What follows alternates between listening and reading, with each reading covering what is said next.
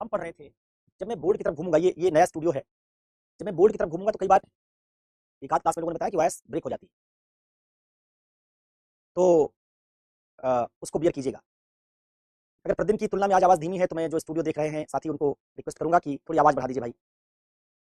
नहीं नहीं, माइक वो क्या होता है, माइक डिफरेंट है। वो माइक आता है मेरे मुंह के पास, ये माइक यहाँ है, इसको और कहाँ ऊपर करूंगा।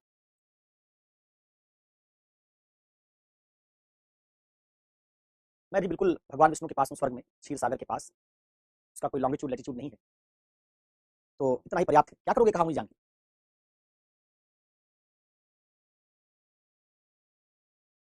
काम चल जाएगा आवाज से, इतनी आवाज जितनी आ रही काम चल जाएगा।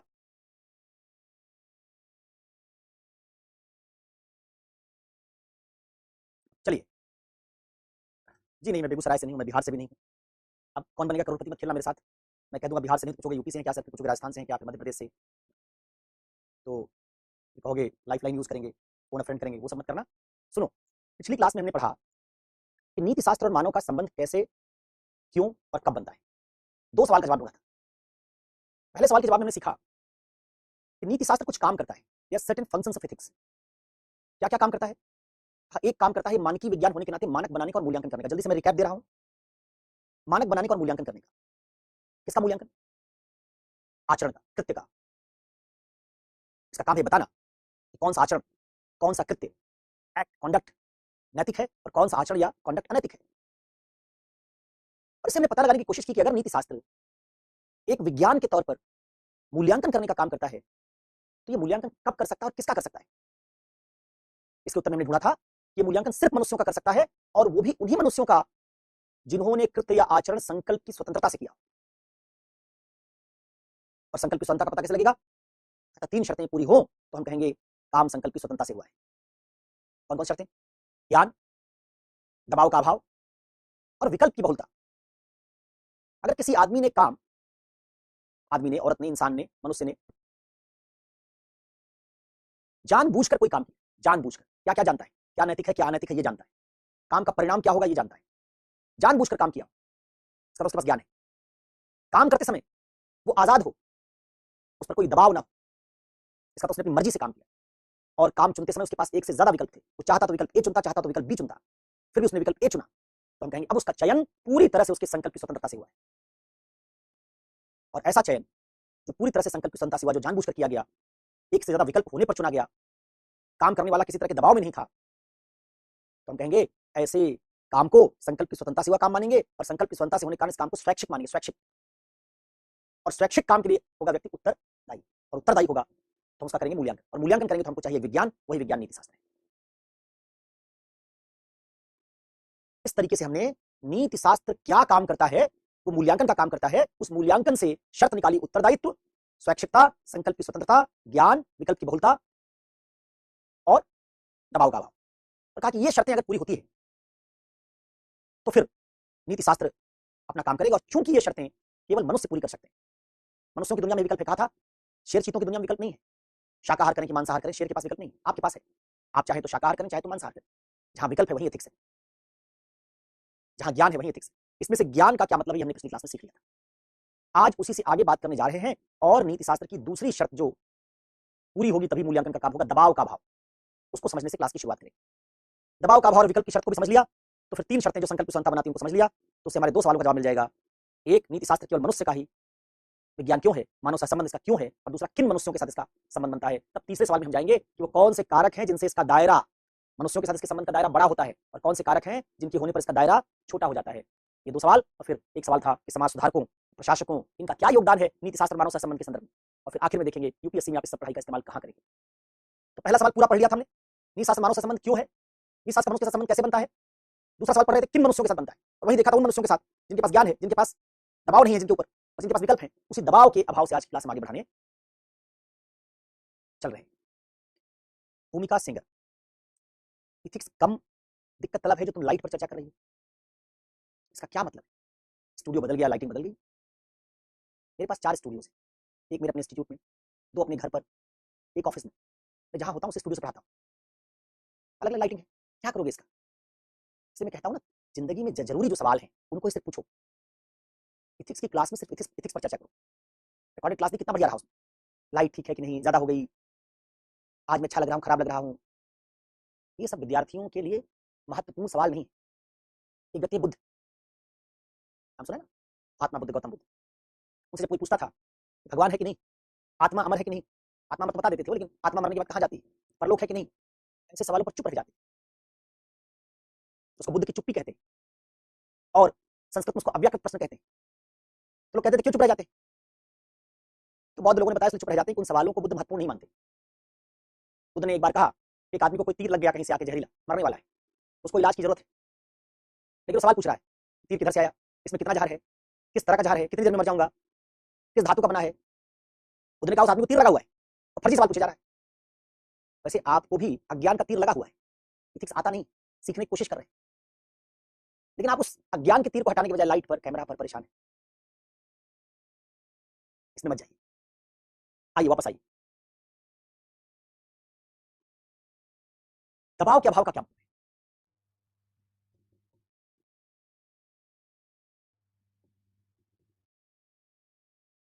ज्ञान का मतलब आपने समझ लिया था। ज्ञान का मतलब था नैतिक मानकों का ज्ञान, क्या उचित है क्या अनुचित है। कहा था इसलिए बच्चे एथिक्स के दायरे में नहीं आते, क्योंकि वो डॉली इनकैपेक्स हैं, जानते नहीं कुछ। इसलिए हमारे नए आरटीई कानून में बच्चों को पनिशमेंट के दायरे से बाहर निकाल दिया गया। उनको पनिश नहीं कर सकते, उनके साथ मारपीट नहीं कर सकते, टीचर उनकी पिटाई नहीं कर सकता। इसलिए कानून में हमारे लिए 18 साल से 16 साल से कम बच्चों के लिए अलग नियम है। उनको फांसी नहीं दे सकते, उनको उम्र कैद नहीं दे सकते, उनको सिर्फ सुधार गृह भेजते। तो ज्ञान वाली शर्त पढ़ाई थी। अब जरा देखो दबाव के अभाव का क्या मतलब। अगर कोई व्यक्ति दबाव में काम कर रहा है, तो मानव होते हुए भी इथिक्स उसका मूल्यांकन नहीं करेगा।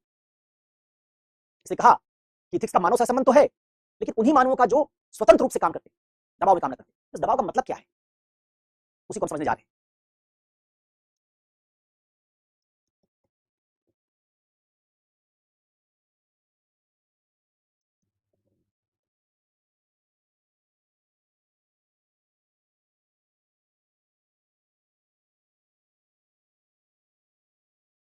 आंतरिक दबाव का अभाव और बाह्य दबाव का अभाव।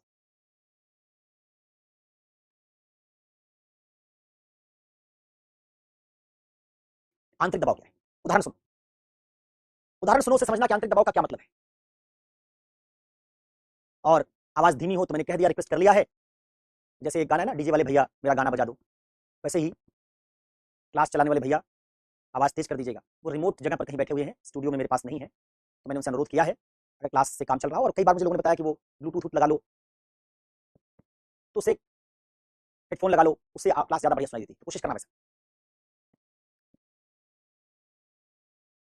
चलिए, आंतरिक दबाव क्या है, उदाहरण सुनो। एक बीमारी है ओसीडी, कितने लोग जानते हो? ओसीडी जानते हो? ओसीडी, ओसीडी जानते हो? क्लिप्टोमीनिया जानते हो? क्लिप्टोमीनिया बीमारियों का नाम है। ओसीडी, क्लिप्टोमीनिया। अरे मैं किसी बादशाह और राजा का सॉन्ग नहीं सुनता, लेकिन रहता तो इसी दुनिया में हूं ना। शादी ब्याह में आता जाता हूं, सड़क पे निकलता हूं, तो गाना तो बजता रहता ना। मैं बादशाह और राजा को नहीं सुनता, लेकिन सुनाई देता है। मानसिक बीमारी, चोरी का दौरा है, बहुत बढ़िया। चलिए, एक व्यक्ति ने बताया कि क्लिप्टोमीनिया चोरी का दौरा है। ओसीडी क्या है भाई? ओसीडी का फुल फॉर्म है ऑब्सेसिव कंपल्सिव डिसऑर्डर। ये ओसीडी जिसको होता है ना, किसी चीज को लेकर ऑब्सेस्ड होता है। जैसे उसको बार बार लगता है घर से निकलने के बाद, कुछ देर बाद, पता नहीं मैंने गैस बंद की थी कि नहीं, मैंने ताला बंद किया था कि नहीं। उसको लगता नहीं मैंने भूल कर दी होगी, नहीं बंद किया होगा गैस, ताला बंद करना भूल गई होंगी। कुछ लोगों को ओसीडी होता है, वो नहाते बहुत है, हाथ बार बार धुलते हैं, बार बार चीज पोंछते रहते हैं, उनको लगता है हर जगह गंदगी है। ओसीडी कई तरह की होती है। और जब तक आप वो काम कर नहीं लेते, तब तक आपके दिमाग में चलता है। जैसे आपके दिमाग मान लीजिए एक बार आ गया कि शायद आज मैं ताला बंद करना अपने रूम का भूल गया हूं या भूल गई, तो आप जब तक वापस नहीं लौट जाएंगे, तब तक आपका दिमाग लगेगा नहीं कहीं। आप चाहे दिमाग को लाख बार समझा लीजिए कि मैं ताला बंद करती हूँ, भूलती नहीं हूँ, फिर भी दिमाग में आ गया तो आप बिना लौटे चैन नहीं आएगा। आपको हाथ धुलने की आदत है, आपको लगता है गंदगी लग गई, बार बार हाथ धुलेंगे, नहाते हैं बार बार। लोग ओसीडी वाले लोग बहुत नहाते हैं, आपने आसपास देखा होगा, सामान धुल देते हैं सारा, बाजार सामान लाए उसको पूरा धुल दिया। मान लीजिए पीडब्ल्यू की आपकी क्लास में ऐसा ही कोई ओसीडी का एक मरीज हो, उसकी ओसीडी का इलाज हुआ हो, और इलाज के बाद उसकी ओसीडी दूर हो गई। मतलब दूर हो गई मतलब दौरा बहुत दिन से नहीं पड़ा। सपोज कीजिए कि आपकी ये क्लास ऑफलाइन में चल रही होती,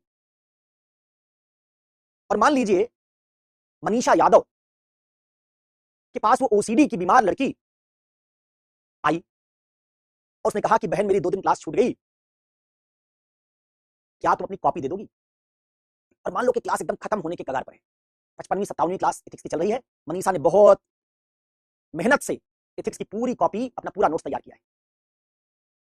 उसकी एक दोस्त ने, जिसकी एथिक्स की 2 क्लास छूट गई, मनीषा के साथ रोज बैठती है, उसने मनीषा से कॉपी मांगी, मनीषा ने उसको कॉपी दे दी।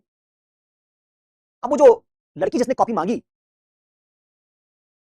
गौरी ने, प्रिया ने, प्रियंका ने, कोई भी मान लो, हिमानी ने, जब कॉपी मांगी और ये कॉपी लेके चली अपने रूम की तरफ, बहुत दिन बाद इसको ओसीडी का दौरा पड़ गया। हुआ ये, रास्ते में इसको कुछ गंदगी दिख गई और गंदगी दिखते इसका ओसीडी ट्रिगर हो गया, जो बहुत दिन से दबा हुआ था।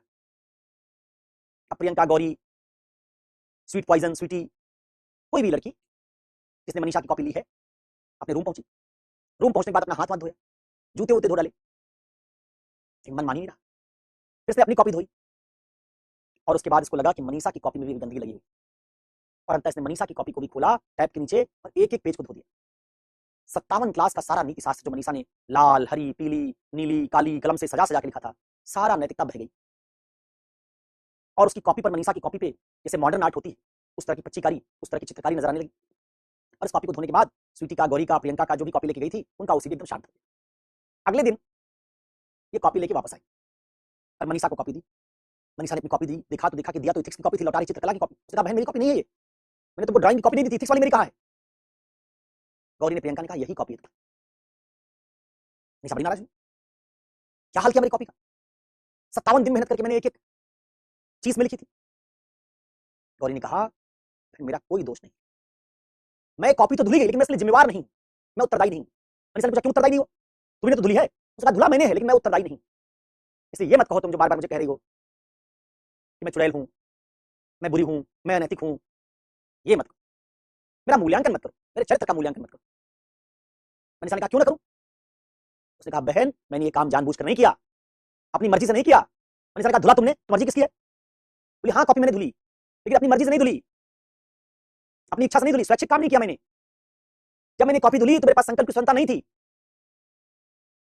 स्वीट पॉइजन ने कहा कि तुम्हारी कॉपी जब मैं धुल रहा था तो उस समय मेरे पास संकल्प की स्वतंत्रता नहीं थी। मनीषा ने पूछा क्यों नहीं थी? उसने कहा इसलिए नहीं थी क्योंकि मेरा ओसीडी ट्रिगर हो गया और अपना पर्चा लेके आई हूं, देखो डॉक्टर से इलाज करा रही थी मैं, या करा रहा था, इस पर्चे में देखो मुझे ओसीडी, मेरा ओसीडी ट्रिगर कर गया। और ओसीडी ट्रिगर करने पर जो मैंने किया वो मेरी मर्जी से नहीं हुआ, मेरी मानसिक बीमारी ने मुझे जकड़ लिया। ठीक वैसे जैसे किसी को अरे तेज बुखार हो जाए, आप उसका हाथ छुए, आप उसको ये नहीं कह सकते इतना गर्म क्यों कर लिया अपना शरीर, वो कहेगा बुखार है, तो आप कहीं बुखार क्यों कर लिया? क्या कहेगा वो? कहेगा भाई मेरी मर्जी से बुखार थोड़ी हुआ, मेरी मर्जी चलती तो मैं अपने आप को 102 बुखार थोड़ी करवा देता 103। जैसे बुखार पर हमारा बस नहीं, वैसे ओसीडी पर भी हमारा बस नहीं। स्वीट पॉइजन ने समझाया मनीषा को, तुम तो एथिक्स इतना बढ़िया जानती हो, तुम जानती हो कि जैसे बीमारी हमारी मर्जी से नहीं होती, वैसे ओसीडी मेरी मर्जी से नहीं हुई।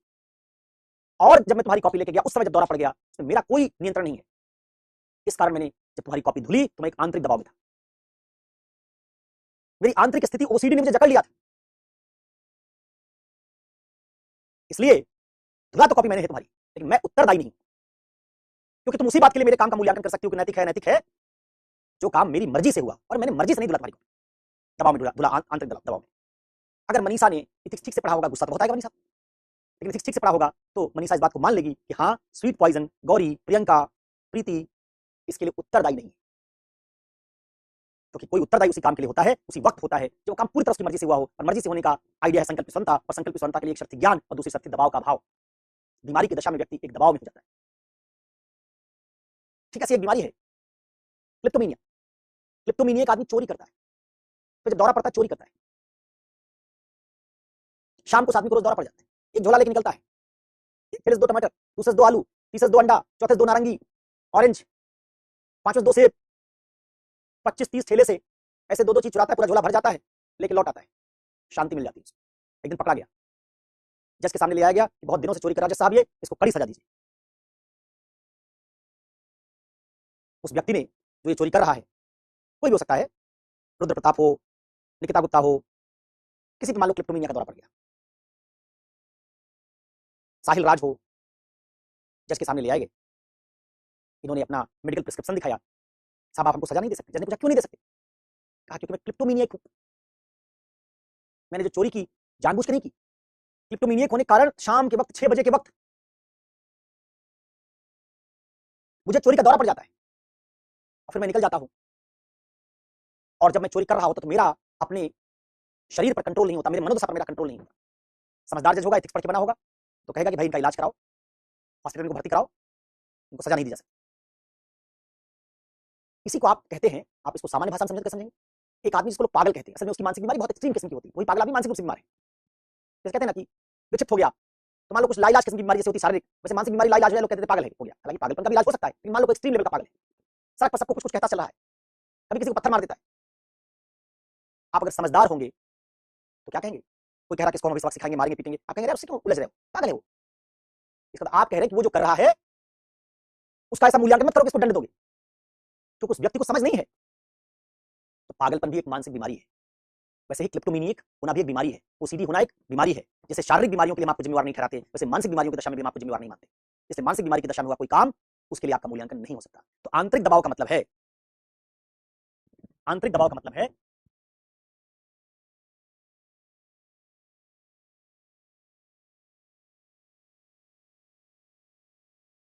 मानसिक बीमारी। हाँ, अगर आपको कोई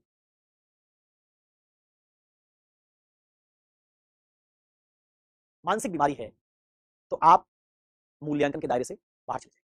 जैसे ज्ञान की शर्त में बच्चों को मूल्यांकन के दायरे से बाहर कर दिया था, कहा था बच्चों के काम को नैतिक अनैतिक नहीं कह सकते। 1 साल के बच्चे ने आपका बाल पकड़ के खींच लिया, आपने उसको गोद में उठाया, आपके ऊपर सुसु कर दिया, आप ये नहीं कहते बड़ा अनैतिक बच्चा है। आप बाल खींच लेगा आपका तो आप कहेंगे नॉटी। लेकिन 21 साल का कोई लड़का आपका दोस्त थोड़ा आपका बाल खींच लिया, आप नहीं कहते नॉटी, आप कहते हैं बहुत अनैतिक है। इस तरह से बाह्य दबाव, बाह्य दबाव भी नहीं होना चाहिए। ऐसा बाह्य दबाव, ऐसा बाह्य दबाव जैसा कैशियर वाला बताया था। आपकी कनपटी पर किसी ने रख दी बंदूक और आप है बैंक में कैशियर और आपसे करवाया कोई काम, तो काम के लिए आपका मूल्यांकन नहीं हो, क्योंकि काम किया तो आपने, लेकिन मर्जी उसकी थी जिसने आपकी कनपटी पर बंदूक रखी थी। काम मैंने किया लेकिन मेरी मर्जी से काम नहीं हुआ, क्योंकि मैं मजबूर था, अगर वो काम ना करता तो मुझे गोली मार देता। तो बाह्य दबाव का मतलब, इसका मतलब है अगर व्यक्ति के जीवन, उसकी आजादी को, व्यक्ति के जीवन को खतरा हो, आजादी को छीन लिया जाए, तो हम कहेंगे बाह्य दबाव। उस दशा में भी आपका मूल्यांकन नहीं हो सकता। लेकिन ये मत समझिएगा कि आप यूपीएससी में गए और घूस लिया और आपने कहा बड़ा दबाव था, पत्नी बहुत दबाव डाल रही थी, घूस लो इसलिए ले लिया, इसको बाह्य दबाव नहीं मानेंगे। बाह्य दबाव उसको मानेंगे जिस दशा में आप चाह कर भी कुछ चुन नहीं पाते, आपके चुनने की ताकत छीन ली जाती है। जैसे तालिबान ने अफगानिस्तान में स्त्रियों के स्कूल जाने की, विश्वविद्यालय में जाने की ताकत छीन ली, तो बाह्य दबाव। तो तालिबान में स्त्रियां अगर सर से पैर तक बुरके में ढकी नजर आ रही हैं, और मान लो मैं कहूं कहूं किस तरह का परिधान स्त्रियों को नहीं पहनना चाहिए, तो क्या मैं अफगानिस्तान की स्त्रियों का मूल्यांकन कर सकता हूं जो गलत कर रही? नहीं, क्योंकि अफगानिस्तान की बहुत सारी औरतें ऐसा मन से नहीं कर रही, अपनी मर्जी से नहीं कर रही, तो कहेंगे बाह्य दबाव।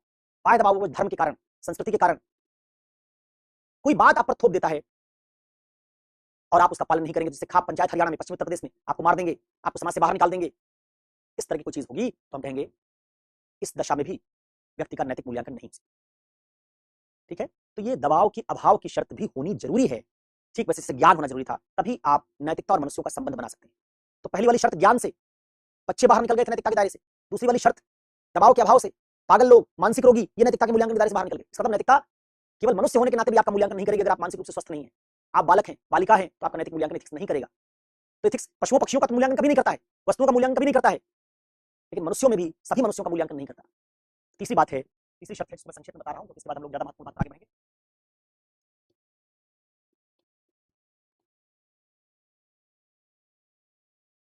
विकल्प की बहुलता।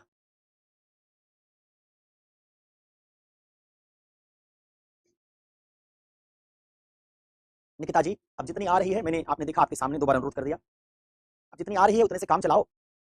जब मैं मुड़ता हूं बोर्ड की तरफ तो आवाज थोड़ी कम होती है, मुझे ये शिकायत बताई गई है, इसलिए मैं जब बोर्ड के सामने से फिर वापस आपके सामने लौटता हूं तो बात दोहरा दूंगा, इससे काम चलाइए।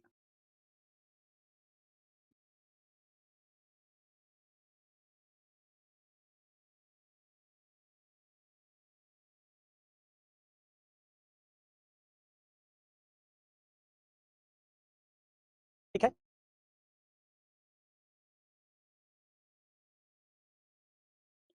प्रिंस जब मैं बोर्ड की तरफ जाता हूँ तभी कम हो रही होगी, ऐसे तो ठीक आ रही है ना, देखिए आपके बहुत सारे साथी कह रहे हैं ठीक है।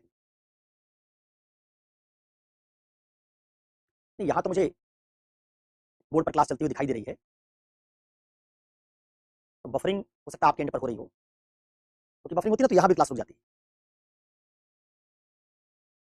जब मैं पीछे मुड़ूंगा तो आवाज धीमी होती है, वहां मैं कई बार ना लिखते समय भी बोलता हूं, तो उस समय आपको आवाज कम सुनाई देती है, उससे आप परेशान हो जाते हैं।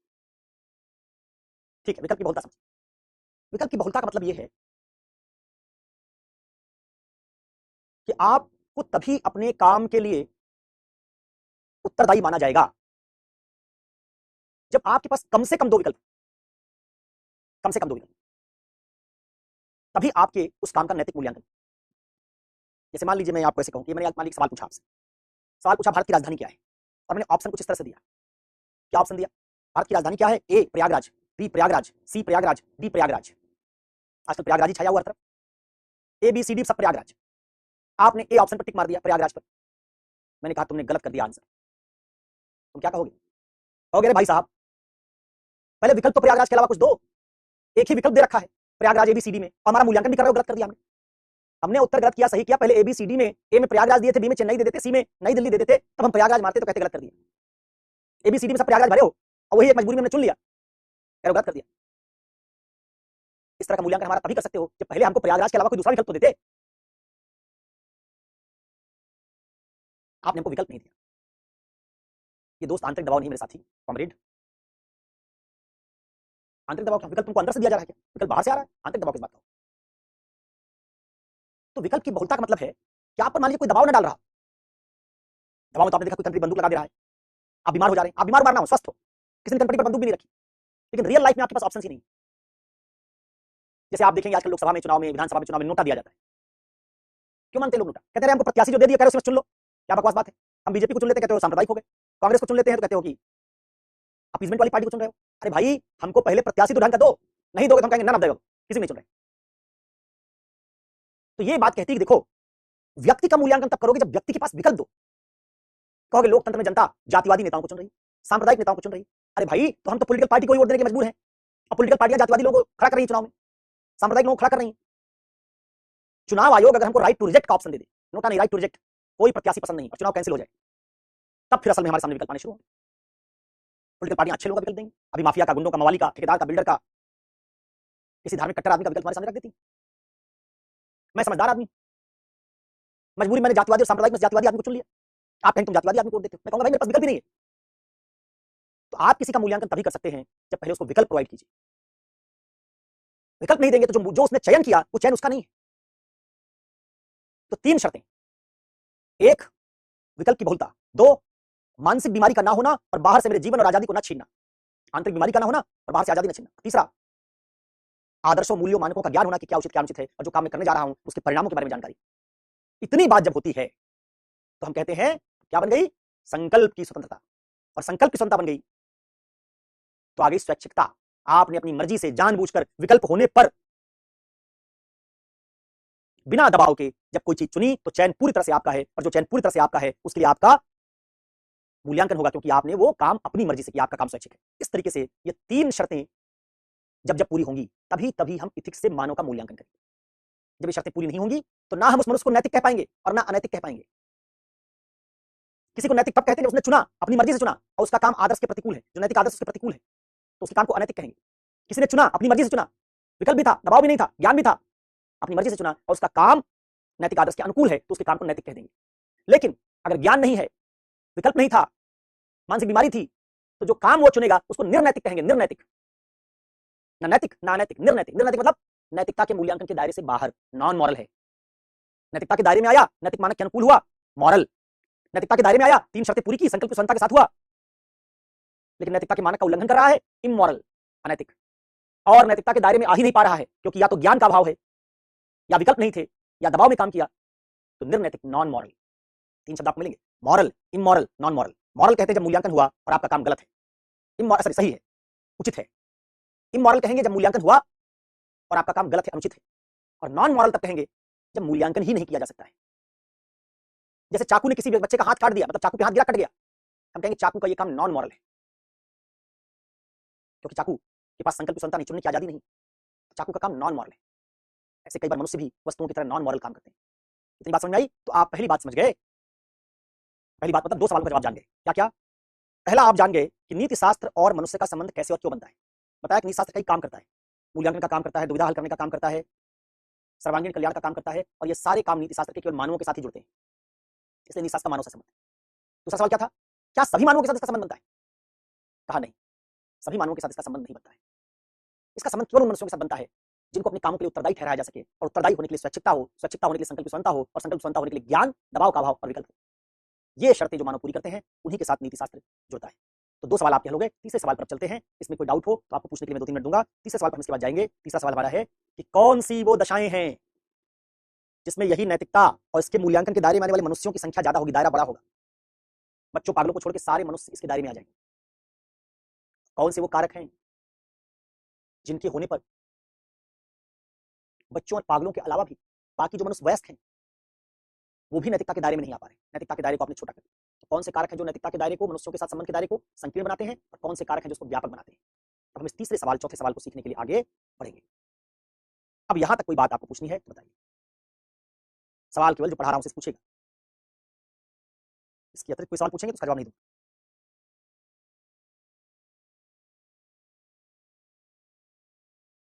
ये बता दो, क्या बता दूं, ये क्या होता है, ये वो क्या है, अलीना या अलीमा, ये वो, ये क्या है भाई? जब मैं कहता हूं सवाल पूछो तभी पूछा करो, अगर उससे पहले तुमने पूछ रखा है और तुम सोच रहे हो कि ये बता दूं वो बता दूं, तो ये वो नहीं देख रहा हूं मैं। जब कहा लास्ट वाला दोबारा बता दीजिए। लास्ट वाला भाई, लास्ट वाले का मतलब है किसी का मूल्यांकन मनुष्य होने के बाद भी तभी हम करेंगे जब उसके पास एक से ज्यादा विकल्प। अगर विकल्प नहीं है तो उसका मूल्यांकन नहीं होगा। अच्छा, ये बात अगर तुमको कम समझ में आई विकल्प वाली, तो चलो भैया मैं संकीर्ण वाला सवाल पहले ले रहा हूं कि कौन से कारक है जो नैतिकता के दायरे को संकीर्ण बना देते हैं। उसको सुनोगे उसमें सवाल समझ में आ जाएगा। अलीमा को मैं तब बता दूंगा।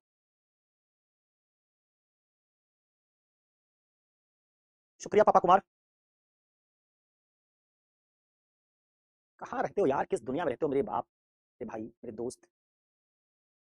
अरे बताया है कि इसमें एक सवाल है कि कैसे क्वेश्चन पूछे जाएंगे या किस तरह की बातों में इसका प्रयोग होगा, वो छठे बात पर डिस्कस करेंगे। वही बात पूछे जा रहे हैं सर, इसको कहाँ किस क्वेश्चन में इस्तेमाल करेंगे, पढ़ तो लो पहले।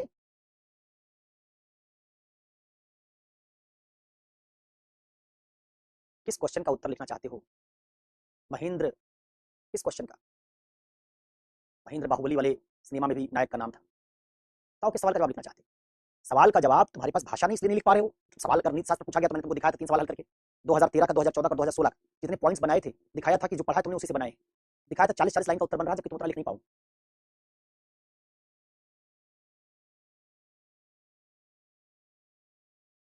तो अब नया सवाल कोई होगा तो उसमें तो जब तक तुम पढ़ोगे नहीं कैसे करोगे? नैतिकता वाले सवाल जो है उनको हल करो। प्रिया पांडे जी, आपको सत सत नमन। आप ये नहीं जानती अभी कि एथिक्स सिर्फ मेंस में है, प्रीलिम्स में नहीं है? आपने यूपीएससी का सिलेबस नहीं देखा प्रिया? सिलेबस तो एक बार देख लो। एथिक्स प्रीलिम्स में नहीं बेटा, सिर्फ मेंस में।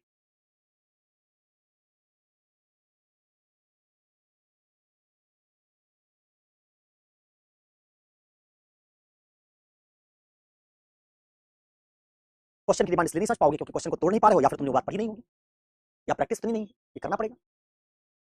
कोई देखो, कई बार ना प्रॉब्लम बताने के साथ उसका सलूशन बताया करो। दो ही तरीके से तुम एथिक्स पढ़ सकते हो। एक जो बाकी गाइड और नोट्स में लिखा है वही पढ़ाओ मैं। वो तुमको दिखा दिया कि तुम्हारी गाइड में 10 साल बाद भी 2013 के सवाल का जवाब नहीं। व्यावसायिक सक्षमता के साथ नैतिक होना क्यों जरूरी है?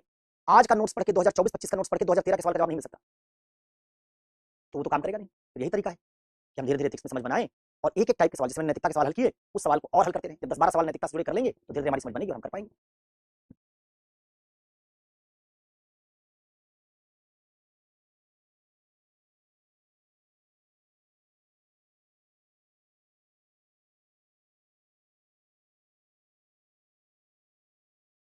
एग्जाम्पल बनाओगे नहीं भाई, एग्जाम्पल पढ़ोगे। एग्जाम्पल के लिए अपने गाइड का इस्तेमाल करो। एग्जाम्पल बना कैसे पाओगे? एथिक्स समझ में ही नहीं आ रहा अभी, या एथिक्स को हम खुद ही समझने की कोशिश कर रहे हैं। एग्जाम्पल बनाने का लेवल बहुत ऊपर का होता है। जहाँ किसी विषय पर तुम्हारी इतनी पकड़ होती है कि उसके कॉन्सेप्ट बिल्कुल क्रिस्टल क्लियर होते हैं, तुम एग्जाम्पल बना देते हो। अभी तुम कॉन्सेप्ट सीख रहे हो। क्या इकोनॉमी में तुम एग्जाम्पल बना देते हो उदाहरण से? तो पढ़ते हुए बना पाओगे ना। तो अपने पढ़ाई का रेंज थोड़ा क्या करना पड़ेगा, बड़ा करना पड़ेगा। चलिए अब आइए, तो विकल्प की बहुलता में लिखते हैं लाइन।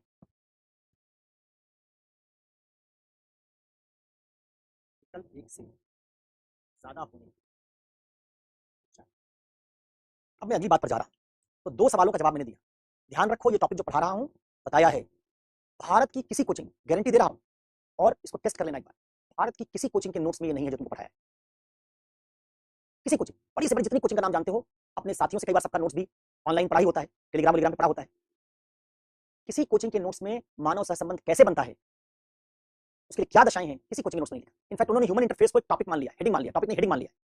उसके बाद उन्होंने ईसेंस ऑफ एथिक्स से, नैतिकता के सार से नोट्स बनाना शुरू किया। तुम्हारे पीडब्ल्यू के नोट्स में भी तुम इसको नहीं पाओगे। तो तुमको मैंने वो बता दिया जो गाइड में भी नहीं है, तुम्हारी किताब में भी नहीं है, किसी कोचिंग के नोट्स में भी नहीं है, तो दूसरों से ज्यादा जान गए ना। अब इसको तुम 30% भी अगर रिटेन कर लोगे, मैंने 100% बताया, तुम 30% भी रिटेन कर लोगे, तो आगे जब बताऊंगा कि इसका कहां इस्तेमाल करोगे, तो दूसरों से आगे रहोगे। मेरे पास दो ही तरीका है पढ़ाने का, एक जो तुम्हारी गाइड में लिखा उसी को रिपीट कर दो, जितना लिखा उसी को रिपीट कर दो। जैसा इतिहास भूगोल में होता है, जो तुमको पढ़ाया जाता है, जो तुमको लिखवाया जाता है, जो तुम्हारी गाइड होती है, सब एक ही होता है, उसी को रिपीट कर दो। तो गाइड में जितना लिखा तो जान जाओगे। हम क्या कर रहे हैं, हम यूपीएससी को ध्यान में रखकर उसके सवाल जो पूछे जाते हैं उसको ध्यान में रख के पढ़ने की कोशिश कर रहे हैं। जैसे इथिक्स में तुम्हारी गाइड में ये नहीं लिखा है कहीं कि दुविधा समाधान का विज्ञान, तो करके नहीं बताया गया, उसमें आनंद का विज्ञान नहीं करके बताया। लेकिन जब मैंने सवाल बनाया तुमको कि नैतिकता हमारे जीवन में किस बात की प्रोन्नति की चेष्टा करती है, तो दिखाया प्रोन्नति वाले सवाल में आनंद वाली बात को लेकर आना जरूरी है। तो बार बार कहा है कि जो तुम क्लास कर रहे हो इसका लेवल गाइड से काफी ऊपर का है। जब हम लेवल ऊपर करके चल रहे हैं तो तुमको प्रयास करना पड़ेगा, थोड़ा हाथ पैर मारना पड़ेगा। बाकी जितने भी से तुम पढ़ते हो ज्योग्राफी हिस्ट्री, उसमें जो तुम पढ़ते हो गाइड के लेवल से नीचे पढ़ते हो, या तुम्हारे पास जो किताबें हैं उससे थोड़ा नीचे के स्तर पर ही रह जाते हो। यहाँ हम लोग क्लास का लेवल उससे ऊपर ले जा रहे हैं। और मैंने कहा इसको गंभीरता से चेक करना। जितनी इंग्लिश मीडियम की बड़ी बड़ी कोचिंग होंगी उसमें ह्यूमन इंटरफेस चेक करके मुझे 2 दिन बाद बताना कि किसी में नॉलेज, किसी में ये internal pressure, absence of internal pressure, kleptomania, बाकी सब डिटेल में ऐसा लिखा हो, मानव संबंध कैसे बनता समझाया गया, मुझे बताना। मैंने नहीं देखा है, तो थोड़ा मेहनत करनी पड़ेगी, थोड़ा एफर्ट करना पड़ेगा। मैंने कहा तुमको ये सब केवल अच्छी किताबों में जो एथिक्स की वहां मिलेगा। बताया था कि तुम वेद प्रकाश वर्मा पढ़ोगे, तुम फ्रैंकिना पढ़ोगे, तुम विलियम लिली पढ़ोगे, तुम बेन पियर्स पढ़ोगे, तुम हेराल्ड टाइटस पढ़ोगे, तुम पैट्रिक जे शीरन पढ़ोगे, वहां मिल जाएगा। लेकिन जो यूपीएससी के नोट्स हैं उनमें नहीं मिलेगा। और सवाल यूपीएससी से पूछ रहा करके दिखाऊंगा आगे। जैसे मैंने नीतिशास्त्र पढ़ाया, पहले 5 दिन तुमने मुझे टाइम दिया, 4 दिन 5 दिन नीतिशास्त्र पढ़ाया, तो फिर दिखाया कि जो पढ़ाया था कि नीतिशास्त्र आनंद का विज्ञान है, उसको नैतिकता किस बात की प्रोन्नति करती है हमारे जीवन में, उस सवाल में इस्तेमाल करके दिखाया कि देखो आनंद की प्रोन्नति करती है, इसके लिए हैप्पीनेस इंडेक्स दिखा देना। इस तरह के सवाल को हल कर सकते हो। तो जो पढ़ाऊंगा उससे सवाल भी हल करूंगा। चले आगे बढ़े, तो हाथ पैर मारो। महेंद्र, अगर शब्द नहीं बन पा रहे हैं तो थोड़ा भाषा में ना अपनी गाइड पढ़ो, उससे एथिक्स की भाषा तुम्हारी बड़ी। मेरी क्लास से समझो, घर जाके समझी हुई बात को अपने बाएं पेज पर, कहा था दाएं पेज पर तो तुम जो मैं बोर्ड पे लिखता हूं उसको लिखोगे, बाएं पेज पर इसी को 2-3 पैराग्राफ में अपनी भाषा में लिखने की कोशिश करो। और उस भाषा को बनाने के लिए जो गाइड तुमको दी गई, जो तुमको प्रिंटेड नोट्स दिया जाता है, उससे भी थोड़ी मदद ले लो, शब्द कम से कम वहां से तुमको मिल जाएंगे। हम अलग अलग तरह के जितने सवाल पूछे गए यूपीएससी, उन सबको क्लास में हल करने की कोशिश करेंगे, जिससे तुम्हारे दिमाग में एथिक्स क्या है वाले सवाल हल हो जाएं। फिर ये जो पढ़ रहे हैं इससे क्या सवाल हल होंगे इसको देखेंगे, ऐसा हम करेंगे आगे। तो इतनी पढ़ाई से 2 सवाल हल होंगे, नैतिकता या नीति शास्त्र और मानव का संबंध कैसे बनता है, क्यों बनता है, और वो कौन सी शर्तें हैं जिनको पूरा करने पर ही मनुष्य नैतिकता के दायरे में आते हैं। ये 2 सवाल जो शुरुआती सवाल होंगे। तीसरा सवाल मैं ले रहा हूं,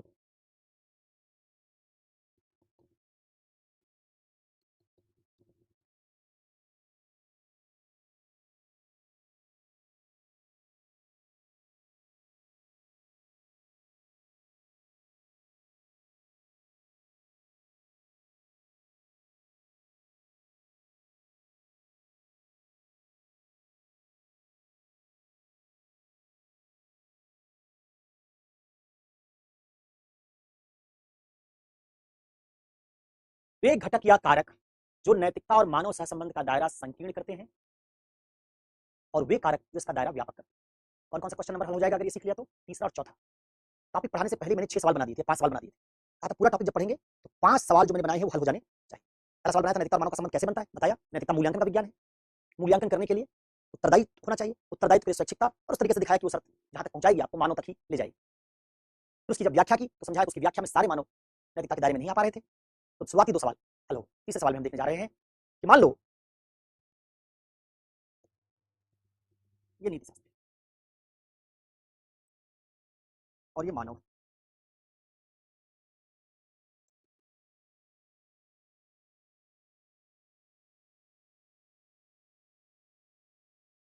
इन मानवों से हमने विक्षिप्त, पागल और मनोरोगी को हटा दिया। इससे बच्चों को भी हटा दिया, विक्षिप्त, पागल, मनोरोगी को हटा दिया, बच्चों को हटा दिया। अब जरा बताओ, इनको हटाने के बाद सारे मानव नीति शास्त्र के दायरे में आ जाने चाहिए कि नहीं आ जाने चाहिए? भाई पागल मनोरोगी वो है जो आंतरिक दबाव का शिकार है, बच्चे वो है जिनके पास ज्ञान नहीं, बाकी सबको तो कायदे से आना चाहिए। जो वयस्क हैं, जो मानसिक रूप से स्वस्थ हैं, इनको तो आना चाहिए। लेकिन अगर मैं तुमको ये कहूं कि इन मानवों में से भी बहुत सारे लोग कई बार नैतिकता के दायरे में नहीं आ पाते, जो वयस्क हैं, ना बच्चे हैं, स्वस्थ हैं, मानसिक रोगी भी नहीं, वो भी नहीं आ पाते, तो आप कहेंगे कौन लोग हैं भाई जो नहीं आ पाते, क्यों नहीं आ पाते? बच्चों का समझ में आ गया, बच्चे ज्ञानी नहीं और नैतिकता के लिए ज्ञान होना जरूरी है। पागल का समझ में आ गया, विक्षिप्त मनोरोगी का समझ में आ गया, लेकिन स्वस्थ व्यक्ति क्यों नहीं आ पा रहा है? अगर उन कारकों को हम ढूंढ लें, जिन कारकों से पागल, मनोरोगी, विक्षिप्त और बच्चों के अलावा भी बाकी मनुष्य नैतिकता के दायरे से बाहर चले जाते हैं, जिनको होना चाहिए नैतिकता के दायरे में, तो हम कहेंगे वही कारक है नैतिकता और मानव सहसंबंध को संकीर्ण बनाने वाले कारक। और इधर क्या ढूंढ लेंगे? तो क्या देखेंगे? इधर क्या पता करें? वे मनुष्य जो वयस्क और, उसको नीचे लिखना, उसके नीचे लिखना है, मैं वहां लिख रहा हूं, वे मनुष्य जो वयस्क और स्वस्थ है, वे नैतिकता के दायरे में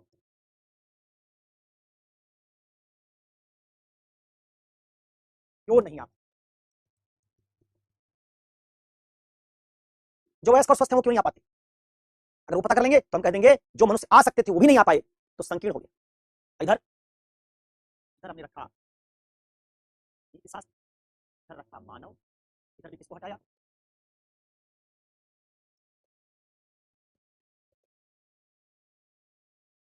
पागल, मनोरोगी बच्चों को हटा दिया, क्या हुआ? नीचे लिखना ये भी तुम, बचे हुए सारे मनुष्य नैतिकता के दायरे में आ गए। अगर बच्चे सारे मनुष्य नैतिकता के दायरे में आ गए तो मतलब कुछ कारक हैं जिन्होंने नैतिकता का डोमेन डोमेन दायरा क्या कर दिया? बड़ा कर दिया। हमको ये दो बात सीखनी कि जो मनुष्य ना तो अज्ञानी है या बच्चे नहीं है, पागल नहीं है, वो नीति शास्त्र के दायरे में क्यों नहीं आ पा रहे? जिन कारणों से नहीं आ पा रहे, इसका मतलब संभावित मनुष्य जो नीति शास्त्र के दायरे में आने चाहिए वो भी छूट रहे हैं। तो इसका मतलब नैतिकता का मानव सहसंबंध क्या हो गया? छोटा हो गया। सभी मानवों से, बच्चों और पागलों को हटाकर भी सभी मानवों से नहीं बन पा रहा है। इधर बच्चों पागल को हटा के जितने मानव थे सब आ गए, तो कहेंगे बड़ा हो। उन्हीं कारकों को हम समझने जा रहे हैं, ये कारक कौन कौन से? एक बात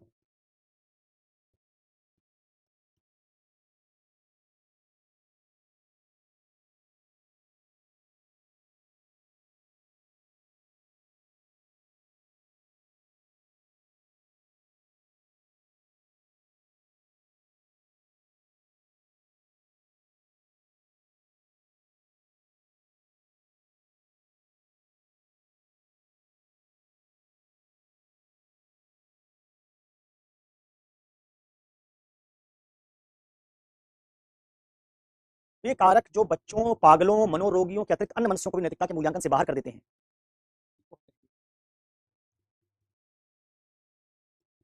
नैतिकता एवं मानव सहसंबंध को संकीर्ण बनाते हैं। ये कारक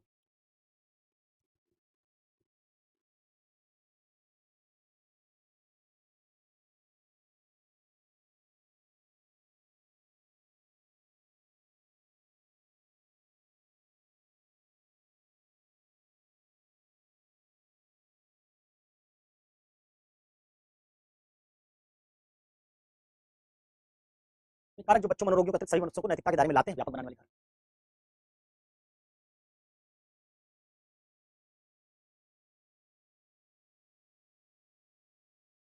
तो संकीर्ण से शुरू करते हैं, पहले संकीर्ण, संकीर्ण बनाने वाले कारक पहले उनसे शुरू करते हैं।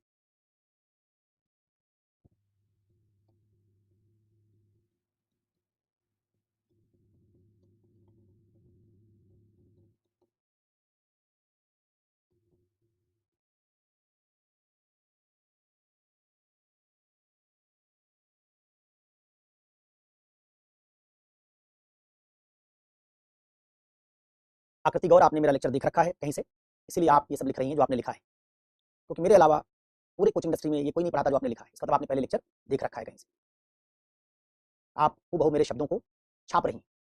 आकृति गौर,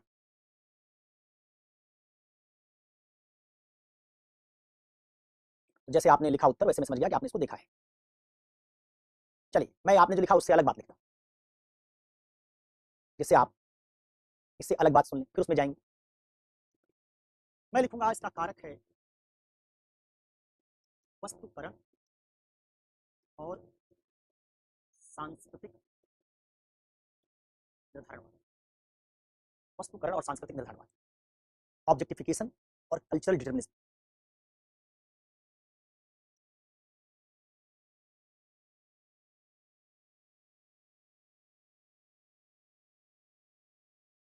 आकृति गौर ने जो शब्द लिखे थे उनसे अलग शब्द से बात करते हैं।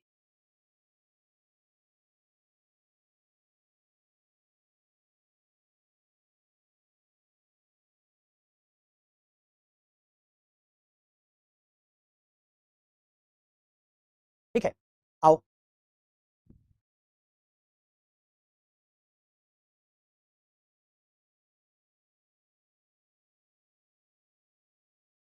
सुनो, वस्तुकरण क्या होता है? आकृति गौर बताएंगे वस्तुकरण क्या होता है। उन्होंने खजाना से देख रखा और हिमानी उपाध्याय शायद नाम मैंने पढ़ा था।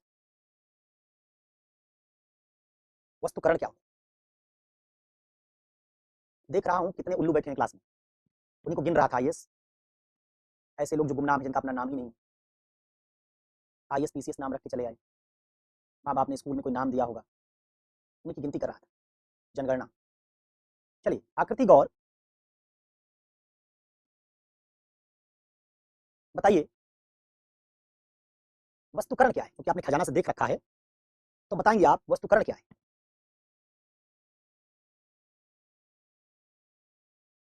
जो बाल सफेद हुए ना, ये धूप में नहीं हुए, पढ़ाते पढ़ाते। ये ऑनलाइन का क्लास है जिसमें तुमको इतना कमेंट करने का साहस मिलता है। मेरी ऑफलाइन की क्लास में आ जाओगे, थर थर कांपते रहो, क्योंकि एक एक विद्यार्थी को लगातार क्लास में एंगेज रखता हूँ, सबसे पूछता रहता हूँ।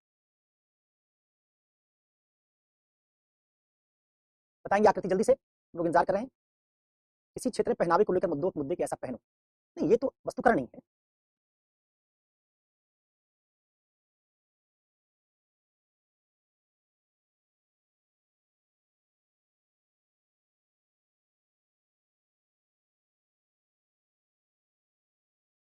जल्दी बताइए। और कौन बताएगा? हिमांशी, हिमानी क्या था?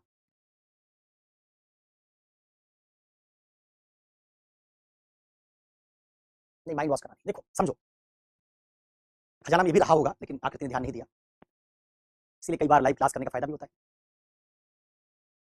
वस्तुकरण का मतलब होता है किसी इंसान को वस्तु बना देना। ध्यान से सुनना, इंसान को वस्तु कैसे बनाया जाता है? दो परिभाषाएं लिख रहा हूं। तुम अगर खजाना देख के और लोग आओगे तो मैं बहुत नई बात तुमको बताऊं, तो मैं तो क्लास अभी बहुत नीचे रख रहा हूं, खजाना देख के और ऊपर ले जाऊं।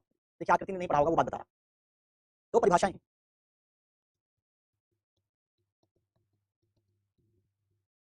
वस्तु की परिभाषा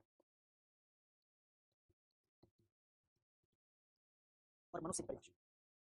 वस्तु की परिभाषा और मनुष्य की परिभाषा, दो परिभाषा। वस्तु की परिभाषा क्या है?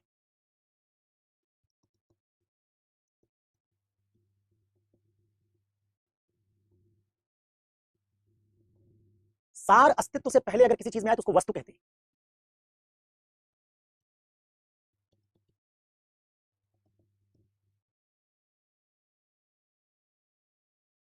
और अगर अस्तित्व सार से पहले आए तो उसको मनुष्य कहते हैं। अब अगर किसी मनुष्य में यही रिवर्स कर दो, ट्रेंड, यही आइडिया उलट दो, वो मनुष्य, लेकिन उसका सार पहले तय कर दो, तो हम कहेंगे आपने कर दिया मनुष्य का वस्तुकरण।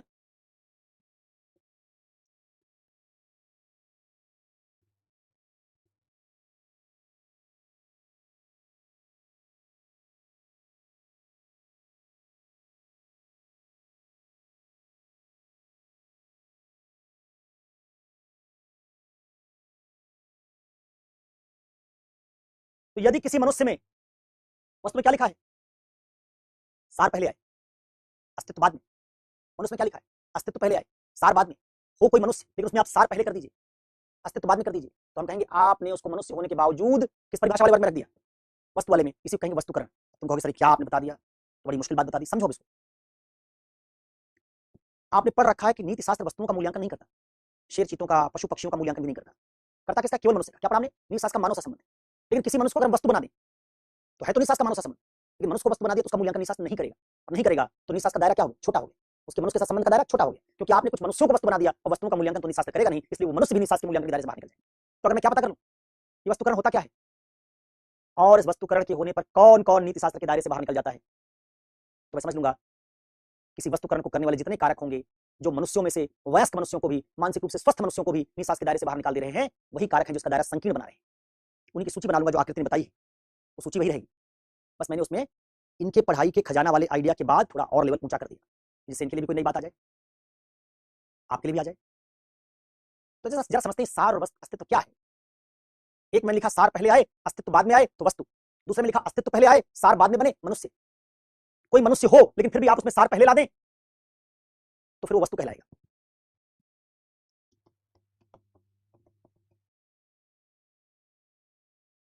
सार पहले अस्तित्व बाद, इधर वाले में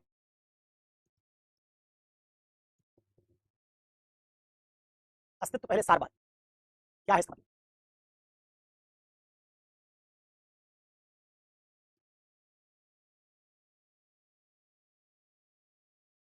सार का आशय होता है किसी चीज का अनिवार्य लक्षण या गुण।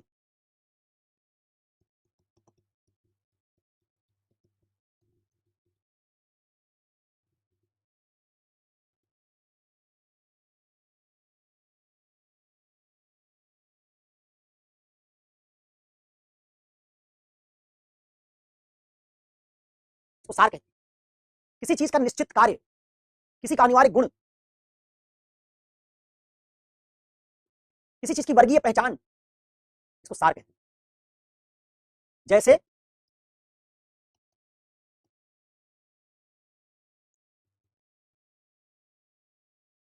जैसे चाकू का सार है काटना, चाकू का सार है काटना। इसका मतलब जितने चाकू हैं, चाकू के वर्ग में जितनी चीजें आती हैं सब काटती हैं। काटना चाकू का क्या है? अनिवार्य लक्षण या गुण है। तो मैं कहूंगा काटना चाकू का सार है। अब जरा बताओ, चाकू जब तुम बनाते हो, कोई चाकू जब अस्तित्व में आता है तो उसके अस्तित्व में आने के बाद तय करते हो कि इसे काटने का काम लें, इसे लिखने का काम लें, या चाकू बनने से पहले तय हो चुका है कि जो चाकू बनेगा वो केवल काटने का काम करेगा? काटना चाकू का सार है। बताओ, क्या चाकू बनने के बाद पहले चाकू का अस्तित्व आ जाएगा अब फिर तय करेंगे कि इसे काटना है, या उल्टा है, चाकू बनने से पहले तय हो चुका होता है कि जो जो चाकू बनेगा सब काटेगा? क्या बात ज्यादा सही है? दुनिया के सारे चाकू अपने अस्तित्व में आने से पहले ही ये लक्षण, ये गुण उनके साथ जोड़ दिया गया कि जो चाकू बनेगा काटेगा? ये बात सही है? या चाकू पहले बन जाते हैं फिर उसके बाद हम सोचते हैं कि इससे क्या किया जाए, उसमें काटना जोड़ते हैं? क्या बात ज्यादा सही? बनाने से पहले। रोशन वर्मा ने कहा बनाने से पहले। इसका मैं क्या कहूंगा? मैं कहूंगा चाकू बनने से पहले ही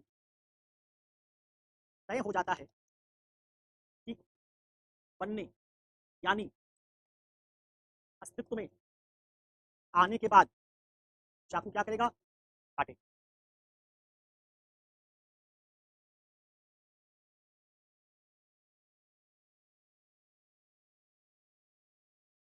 चाकू बनने से पहले तय हो जाता है, इसका मतलब अस्तित्व चाकू का बाद में आएगा।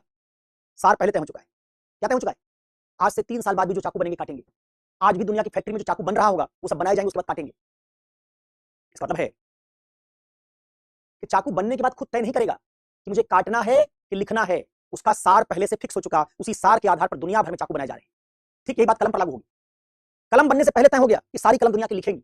मोबाइल बनने से पहले तय हो गया कि सारे मोबाइल बातचीत करने, मल्टीमीडिया फंक्शन के लिए इस्तेमाल किए जाएंगे। मोबाइल, चाकू, कलम, ये सब वस्तुएं। कैमरा बनने से पहले तय हो गया कि वीडियो बनाएगा, फोटो खींचेगा। इसका मतलब वस्तुओं का सार पहले से तय हो जाता है, और वही एक सार जो वस्तुओं का होता है वही काम वस्तुएं अपने बनने की बात करती है। इसका वस्तुओं के पास चुनने की आजादी नहीं है, वस्तुओं के पास विकल्प नहीं है। चाकू के पास विकल्प नहीं कि बनने के बाद तुम अस्तित्व में आने के बाद काटोगे या क्या करोगे, तुम्हारा सार पहले से ही तय हो चुका है। समझ आई? तो इससे क्या निष्कर्ष निकला कि जब वस्तु का सार पहले ही तय है,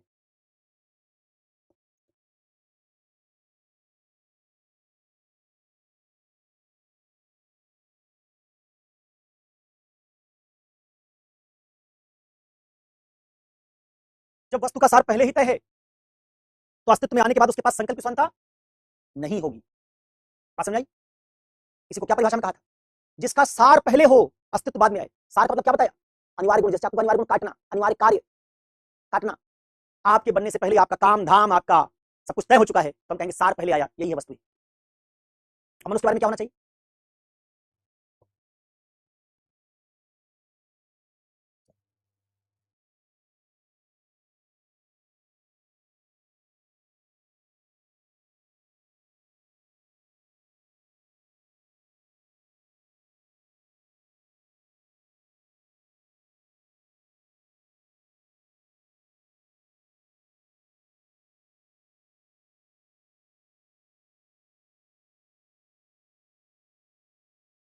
चलो, तो मनुष्य के बारे में क्या हो? अच्छा कलम ले लिया, ग्रीन है क्या ये? कुछ ग्रीन ग्रीन सा लगता है। ये कैसा है?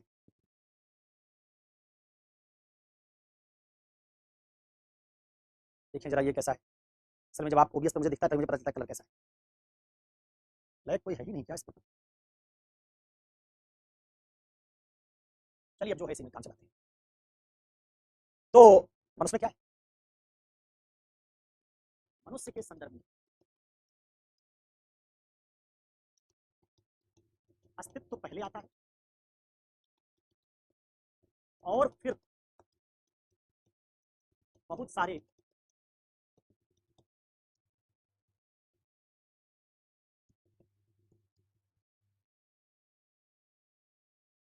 मनुष्य के संदर्भ में अस्तित्व पहले आता है। अब बहुत सारे सार मौजूद हैं, उनमें से मनुष्य चुनता है। क्या होगी? विकल्प की बहुलता। कैसे?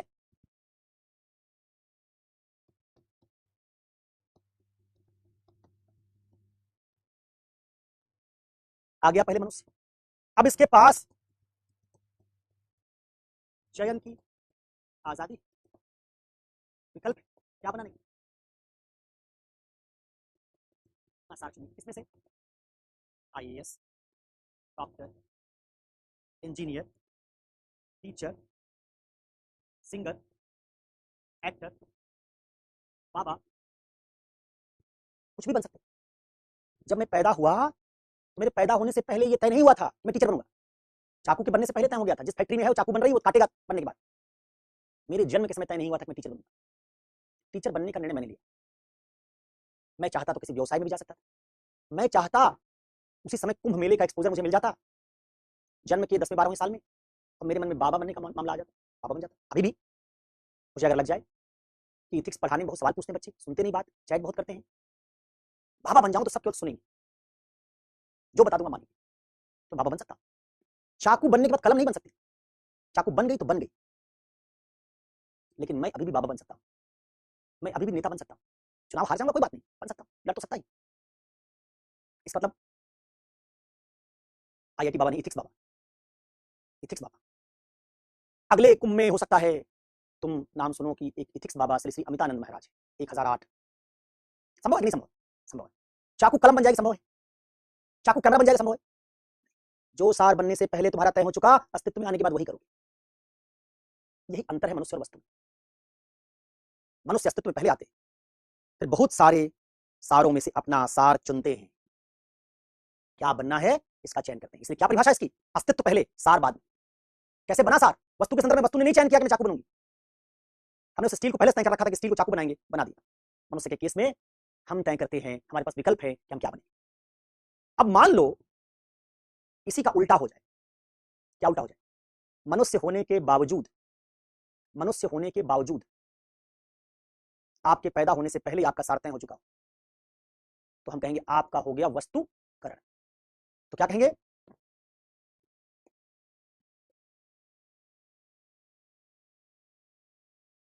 उससे होने के बावजूद यदि किसी मनुष्य का सार जन्म से पहले ही तय हो गया, तो वह वस्तु के वर्ग में शामिल हो जाए। जैसे वर्ण व्यवस्था में शूद्र, जैसे वर्ण व्यवस्था में शूद्र, वर्ण व्यवस्था में क्या था?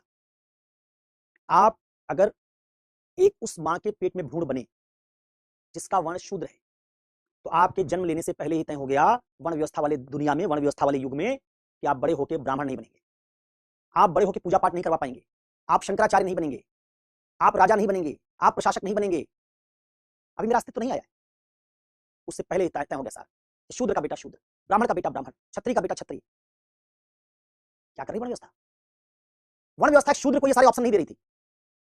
तुम्हारा मन हो तो तुम पुरोहित बन जाना, तुम्हारा मन हो राजा बन जाना। क्या किया? अवसर की समानता छीन ली, विकल्प छीन लिए, और क्या तय कर दिया? जो बच्चा शूद्र पैदा होगा, शूद्र पैदा होते ही तय हो चुका होगा कि आगे यही काम करेगा। तो जब चाकू बनते ही तय हो जाता कि यही काम करेगी, चाकू चुन नहीं पाती, उसको वस्तु कहते हैं। शूद्र के संदर्भ में भी अगर आपने यही कहा तो हम कहेंगे वर्ण व्यवस्था में शूद्रों का क्या होगा? वस्तुकरण।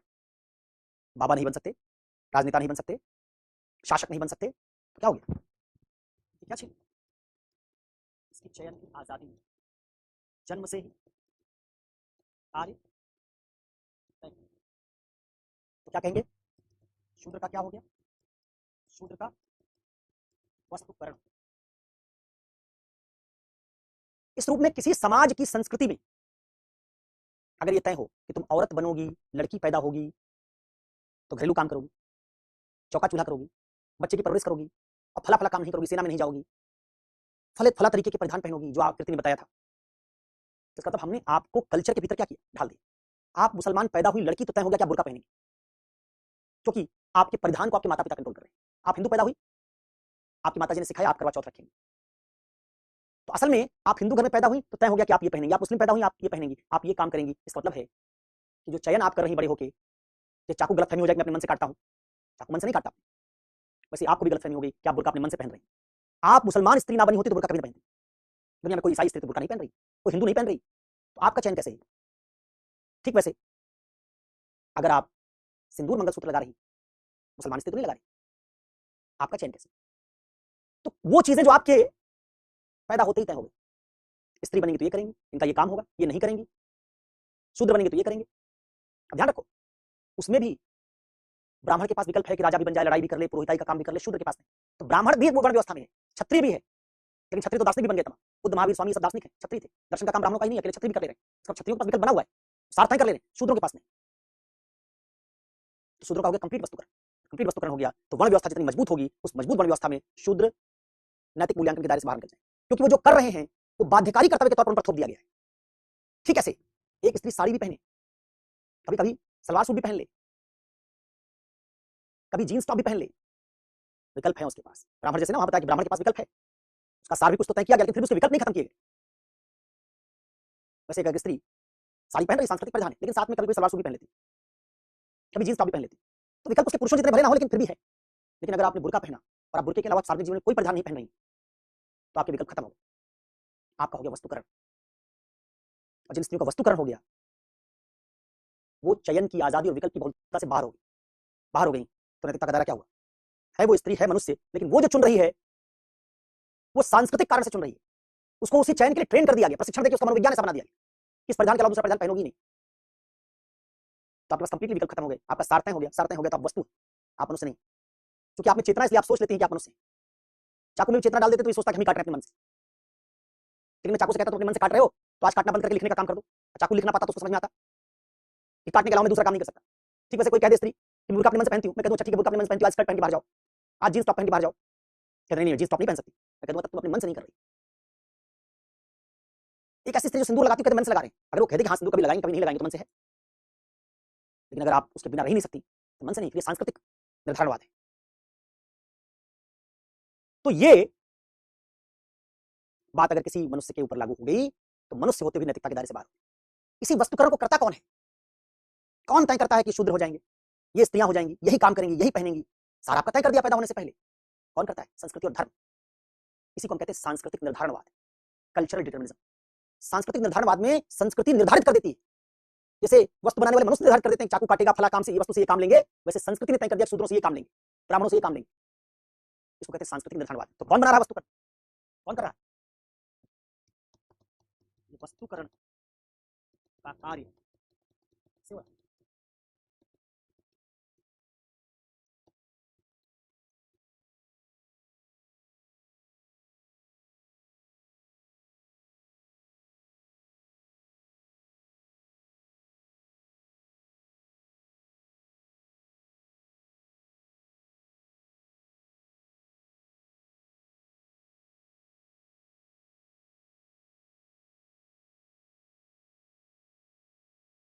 जिस संस्कृति में संस्कृति काम आपका तय कर रही है वहां वस्तुकरण हो रहा है। सवाल पूछा था किसी ने, सर विकल्प वाला बात ज्यादा समझ में नहीं है। यही है विकल्प। सांस्कृतिक निर्धारणवाद विकल्प की बहुलता को खत्म कर देता है। आप मुस्लिम स्त्री हैं, एक ही परिधान पहन रहे हैं, आप हिंदू हैं, एक तरीके से रह रही, विकल्प की बहुलता नहीं रही।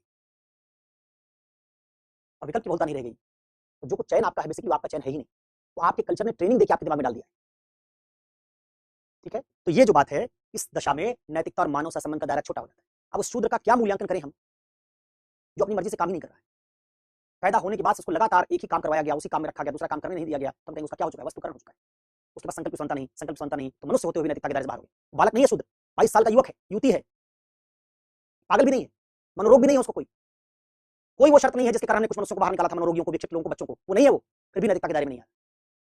इस तरफ जहां जहां ये सांस्कृतिक निर्धारणवाद जितना ज्यादा होगा, वहां नैतिकता और मानव संबंध का दायरा क्या होगा, छोटा होगा। तालिबानी दुनिया में यही बहुत ज्यादा है, बोको हराम यही कर रहा है अफ्रीका में, आईएसआईएस यही करना चाहता है, पुरानी हिंदू संस्कृति में वर्ण व्यवस्था यही कर रही थी।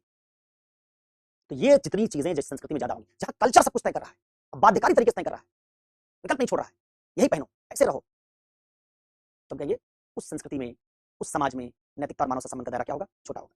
आज जो बात बताई है,